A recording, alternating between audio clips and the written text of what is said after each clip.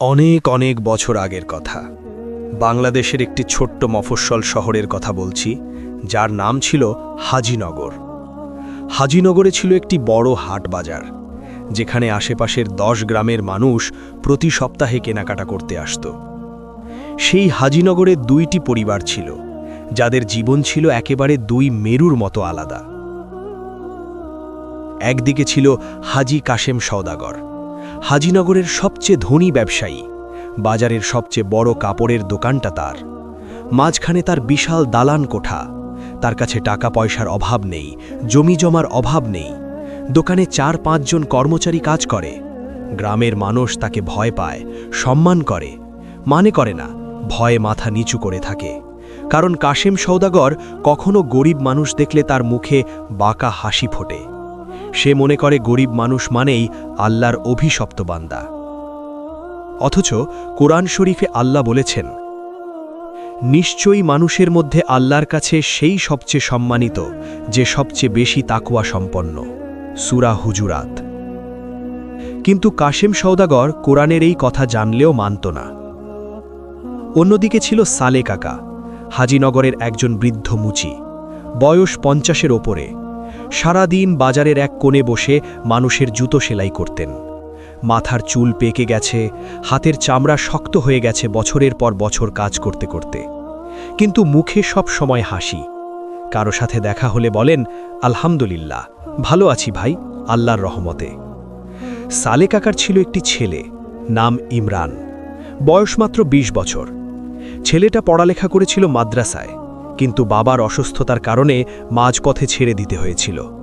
এখন বাবার সাথে বাজারে বসে মুচির কাজ করে। কিন্তু ইমরানের মাথায় বুদ্ধি আছে 7 মণ। সে চুপ করে থাকে, কিন্তু সব কিছু খেয়াল করে, সব কিছু বোঝে, আর সবচেয়ে বড় কথা, সে আল্লাহর উপর ভরসা রাখে। একদিন সকালবেলা বাজারে তখন ভালোই ভিড়। সালে কাকা তার চিরাচরিত জায়গায় বসে একটা পুরনো জুতো সেলাই করছেন। হাতে সুই সুতো, মুখে হালকা গুনগুন করে দরুদ পড়ছেন। এমন সময় হাজি কাশেম সওদাগর তার নতুন পাঞ্জাবি গায়ে দিয়ে হাতে দামি ছড়ি নিয়ে বাজারের মধ্যে দিয়ে হাঁটতে হাঁটতে আসছিলেন। তার পেছনে পেছনে চলছিল তার 2 জন চামচা, রশিদ আর মতিউর। হাঁটতে হাঁটতে হঠাৎ কাশেম সওদাগরের পায়ের চপ্পলের ফিতে ছিঁড়ে গেল। আরে, এটা কি হলো বলে রাগের সাথে চামচাদের দিকে তাকালেন কাশেম। রশিদ বলল, হুজুর, ওই যে সালেমুচি বসে আছে, তাকে দিয়ে ঠিক করিয়ে নেন। কাশেম মুখ বেঁকিয়ে সালেমুচি সামনে এসে দাঁড়ালেন। 1 পা বাড়িয়ে দিলেন, কোনো কথা না বলে, কোনো সালাম না দিয়ে। সালে কাকা মাথা তুলে তাকালেন, চিনতে পারলেন, বললেন, জি হুজুর, আসেন, ঠিক করে দিচ্ছি। কাজ শেষ হলে সালে কাকা বললেন, 5 টাকা হুজুর।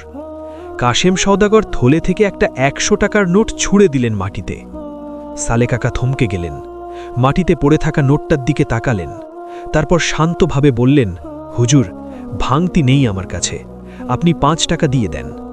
কাশেম সওদাগর চোখ বড় করলেন। কি বললি? আমার কাছ থেকে খুচরো চাইছিস? জানিস না আমি কে? সালে কাকা শান্ত কণ্ঠে বললেন, চিনি হুজুর, আপনি এই বাজারের কাশেম সওদাগর, কিন্তু ভাঙতি না থাকলে কি করব বলুন? কাশেম সওদাগর রেগে গেলেন।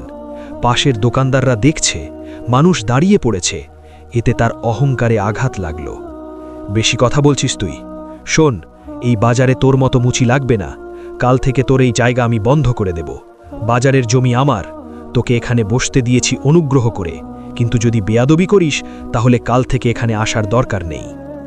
পুরো বাজার নিথর হয়ে গেল। সালে কাকার মুখ ফ্যাকাশে হয়ে গেল।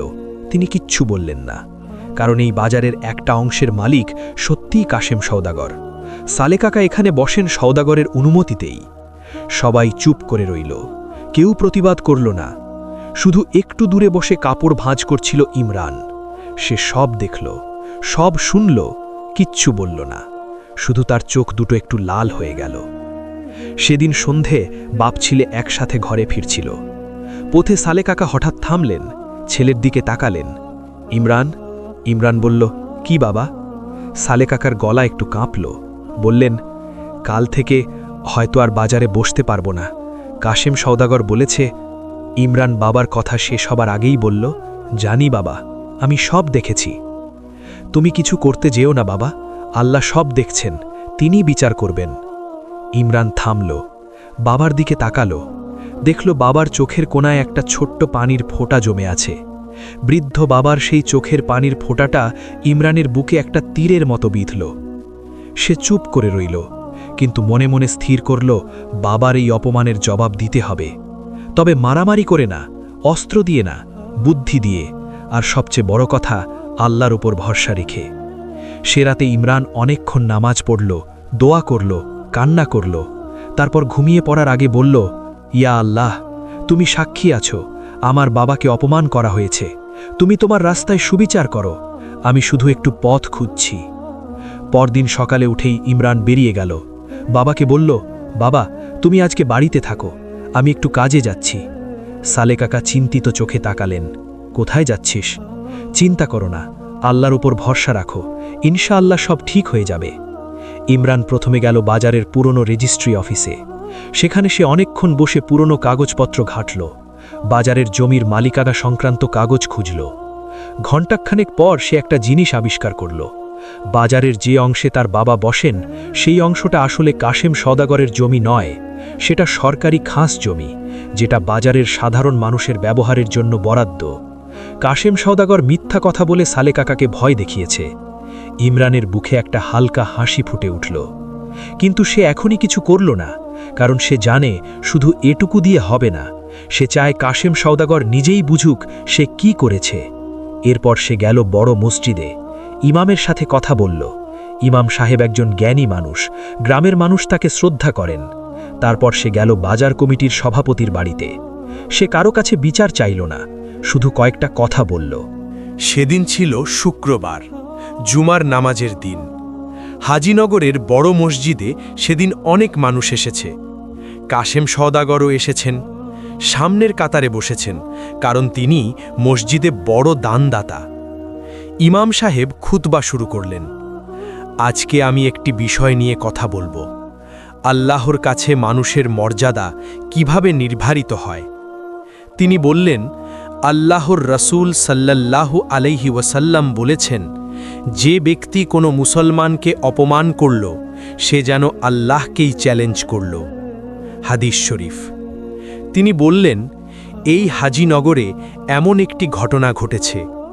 একজন বৃদ্ধ মানুষ, যিনি সারা জীবন হালাল রুজি খেয়েছেন, মানুষের জুতো সেলাই করে সংসার চালিয়েছেন, তাকে একজন ধনী মানুষ বাজারের মাঝখানে অপমান করেছেন, মাটিতে টাকা ছুঁড়ে দিয়েছেন, কাজ থেকে তাড়িয়ে দেওয়ার হুমকি দিয়েছেন। মসজিদে পিন পতন নীরবতা। কিন্তু আরও বড় কথা, সেই ধনী মানুষটি যে জমির ভয় দেখিয়েছেন, সেই জমি তার নয়, সেটি সরকারি খাস জমি। আমি আপনাদের জানাতে চাই, মিথ্যার ওপর দাঁড়িয়ে যে ক্ষমতা, সেই ক্ষমতা একদিন ভেঙে পড়বেই। কাশেম সওদাগরের চেহারা লাল হয়ে গেল। নামাজ শেষে বের হতেই বাজার কমিটির সভাপতি তার সামনে এলেন। কাশেম ভাই, বাজারের ওই জমির বিষয়ে একটু কথা বলতে হবে আপনার সাথে। পরদিন বাজার কমিটির একটা জরুরি সভা বসল। সভায় কাশেম সওদাগর এলেন তার দুই চামচা রশিদ ও মতিউরের সাথে। সভাপতি কাগজপত্র দেখালেন। কাশেম ভাই, এই যে জায়গায় আপনি সালে মুচিকে থাকতে দিচ্ছিলেন বলে দাবি করেছেন, এটা আসলে সরকারি খাস জমি। 1985 সালের রেকর্ডে স্পষ্ট আছে। আপনার জমি এর পাশেরটা। কাশেম সওদাগর মুহূর্তের জন্য থতমত খেয়ে গেলেন। তারপর সামলে নিয়ে বললেন, আরে, ওটা আমার জমির অংশেই পড়ে। না ভাই, পড়ে না। আর সেই সাথে আরও একটা বিষয় আছে। আপনার কাছ থেকে গত 5 বছরে যেসব ছোট ব্যবসায়ী কাঁচামাল কিনেছেন, তারা অনেকেই অভিযোগ করেছেন যে মাপে কম দেওয়া হয়েছে। এবার কাশেম সওদাগরের পাশে বসা একজন উঠে দাঁড়াল। সে আর কেউ নয়, সে ছিল ইমরান। আমি একটু বলতে পারি? সভাপতি অনুমতি দিলেন। ইমরান বলল, গত 3 সপ্তাহে আমি বাজারের 15 জন ব্যবসায়ীর সাথে কথা বলেছি। তারা সবাই একমত যে কাশেম সওদাগরের দোকান থেকে কাপড় কিনলে মাপে গড়মিল হয়। আমার কাছে সবার স্বাক্ষর করা একটি অভিযোগপত্র আছে। সে কাগজটা টেবিলে রাখল। কাশেম সওদাগর কাগজটা দেখে মুখের রং পাল্টে গেল। এটা কে করিয়েছে? এই মুচির ছেলে? সভাপতি তাকে থামিয়ে দিলেন। কাশেম ভাই, আপনার ব্যক্তিগত বিষয় পরে, আপাতত এই অভিযোগের বিষয়ে আপনাকে জবাব দিতে হবে। সভায় কাশেম সওদাগর রেগে উঠলেন, চিৎকার করলেন, এই বাজারে আমার বাপের জমি আছে, আমার টাকায় মসজিদ হয়েছে, আমার টাকায় রাস্তা হয়েছে, আর তোমরা এই মুচির ছেলের কথায় আমার বিচার করতে বসেছ? ইমরান শান্তভাবে বলল, চাচা, আপনি মসজিদে টাকা দিয়েছেন, সেটা ভালো কাজ, কিন্তু সেটা দিয়ে কি অন্যের হক মেরে নেওয়া জায়েজ হয়ে যায়? কাশেম সওদাগর থামলেন। ইমরান আবার বলল, আমার বাবা সারা জীবন হালাল কাজ করেছেন, কোনোদিন কারো সাথে অন্যায় করেননি। আপনি তাকে মাটিতে টাকা ছুঁড়ে দিয়েছেন, এটা কি ইসলামে জায়েজ? এটা কি হাদিসে আছে? ইমাম সাহেব সেদিন সভায় ছিলেন। তিনি বললেন, কাশেম সাহেব, রাসূলুল্লাহ সাল্লাল্লাহু আলাইহি ওয়াসাল্লাম বলেছেন, যে ব্যক্তি কোনো শ্রমিককে তার পারিশ্রমিক না দিয়ে রাখে, কেয়ামতের দিন আল্লাহ তার বিরুদ্ধে বাদী হবেন। আপনি কি শুধু 5 টাকার পারিশ্রমিক নিয়ে ঝগড়া করলেন? পুরো সভা চুপ। কাশেম সওদাগরের মাথা নিচু হয়ে গেল। এরপর থেকে হাজিনগরে একটু একটু করে পরিবর্তন আসতে লাগল। বাজার কমিটি একটি তদন্ত শুরু করল। কাশেম সওদাগরের দোকানে মাপের যন্ত্র পরীক্ষা করা হলো। দেখা গেল ওজনে কারচুপি করা হয়েছে বছরের পর বছর। প্রায় 70টি পরিবারের সাথে প্রতারণা হয়েছে। কমিটি সিদ্ধান্ত নিল, কাশেম সওদাগরের ব্যবসার লাইসেন্স স্থগিত রাখা হবে যতদিন না তিনি সব ক্ষতিগ্রস্ত মানুষকে ক্ষতিপূরণ দেন। এই খবর পুরো হাজিনগরে ছড়িয়ে পড়ল। যে মানুষটি আগে সবাই ভয়ে সালাম দিত, সেই মানুষটি এখন রাস্তায় বের হলে মানুষ সরে দাঁড়ায়, তবে ভয়ে নয়, ঘৃণায়। কাশেম সওদাগরের বড় ছেলে শহরে চাকরি করত। সে ফোন করল, বাবা, আপনার নাম শহরে ছড়িয়ে পড়েছে, আমার অফিসের লোকেরাও শুনেছে, এটা কি করলেন আপনি? কাশেম সওদাগর একা বসে রইলেন।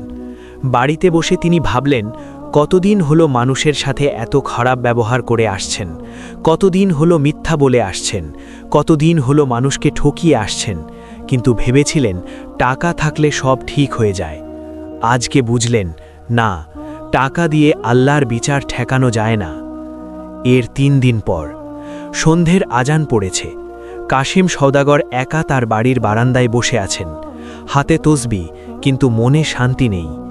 হঠাৎ তিনি দেখলেন সালেহ কাকা আর ইমরান রাস্তার ওপাশ দিয়ে হেঁটে যাচ্ছেন, বাবা ছেলে একসাথে, ধীরে ধীরে। সালেহ কাকার মুখে হাসি, ইমরান বাবার পাশে হাঁটছে, দুজন হয়তো কথা বলছেন। এই দৃশ্য দেখে কাশেম সওদাগরের বুকের মধ্যে কেমন যেন একটা চিমটি দিয়ে উঠল। তিনি উঠলেন, পাঞ্জাবি ঠিক করলেন, নেমে এলেন বারান্দা থেকে, রাস্তায় এলেন, ডাকলেন, সালেহ ভাই। সালেহ কাকা আর ইমরান থামল, ঘুরে তাকালো। কাশেম সওদাগর তাদের কাছে এসে দাঁড়ালেন, কয়েক সেকেন্ড চুপ করে রইলেন, তারপর বললেন, ভাই, আমি ক্ষমা চাইতে এসেছি। সালেহ কাকা চুপ করে তাকিয়ে রইলেন। কাশেম সওদাগরের গলা কাঁপছিল। ওই দিন বাজারে আমি যা করেছি সেটা ঠিক হয়নি, আপনাকে অসম্মান করেছি, আল্লাহর কাছে এই গুনাহ নিয়ে হাজির হতে আমি ভয় পাচ্ছি, আপনি যদি মাফ করে দেন। সালেহ কাকার চোখে পানি এসে গেল। তিনি বললেন, ভাই, আমি আল্লাহকে সাক্ষী রেখে আপনাকে মাফ করলাম, আল্লাহ আপনাকেও মাফ করুন। ইমরান আসে দাঁড়িয়ে দেখল দুজন বৃদ্ধ মানুষ হাত মেলাচ্ছেন, একজনের চোখে অনুতাপের পানি, একজনের চোখে ক্ষমার পানি। ইমরান চুপ করে আকাশের দিকে তাকালো, মনে মনে বলল, আলহামদুলিল্লাহ। এর কয়েক সপ্তাহ পর কাশেম সওদাগর তার দোকানে নতুন করে সব মাপার যন্ত্র লাগালেন। যাদের সাথে প্রতারণা হয়েছিল তাদের সবাইকে ক্ষতিপূরণ দিলেন, এমনকি কিছু পরিবারকে বাড়তি সাহায্যও করলেন। বাজারের সেই সরকারি জমিতে তিনি নিজেই একটা ছোট্ট টিনের শেড বানিয়ে দিলেন, যেখানে সালেহ কাকা এবং আরও কয়েকজন ছোট ব্যবসায়ী বৃষ্টি রোদ থেকে বাঁচতে পারেন। সালেহ কাকা সেদিন শেডের নিচে বসে কাজ করছিলেন, ইমরান পাশে বসেছিল। কাকা বললেন, ইমরান, তুই এত বুদ্ধি কোথায় পেলি রে?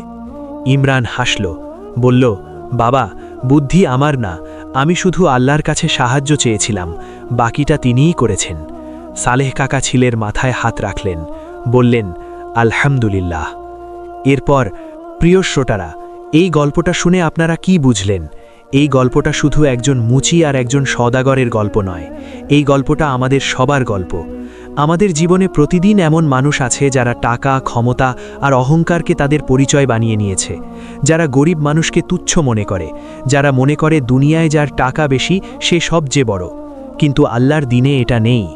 আল্লাহ সুবহানাহু ওয়া তাআলা পবিত্র কোরআনে বলেছেন, তোমরা পৃথিবীতে দাম্ভিকতার সাথে চলো না, নিশ্চয়ই তুমি কখনো পৃথিবীকে বিদীর্ণ করতে পারবে না আর পাহাড়ের সমতুল্য উচ্চতায় পৌঁছতে পারবে না। সূরা বনী ইসরাইল ৩৭। আর রাসূলুল্লাহ সাল্লাল্লাহু আলাইহি ওয়াসাল্লাম বলেছেন, যে ব্যক্তি কোনো মুসলমান ভাইকে লাঞ্ছিত করে সে যেন জেনে রাখে আল্লাহ তাকে লাঞ্ছিত করবেন। ইমরান কিন্তু প্রতিশোধ নেয়নি, সে শুধু সত্য প্রকাশ করেছে, সে আল্লাহর ওপর ভরসা রেখেছে, সে সবর করেছে, আর আল্লাহ তার বাবার সম্মান ফিরিয়ে দিয়েছেন। কাশেম সওদাগর অনুতাপ করেছেন, আল্লাহ তাওবা কবুল করেন।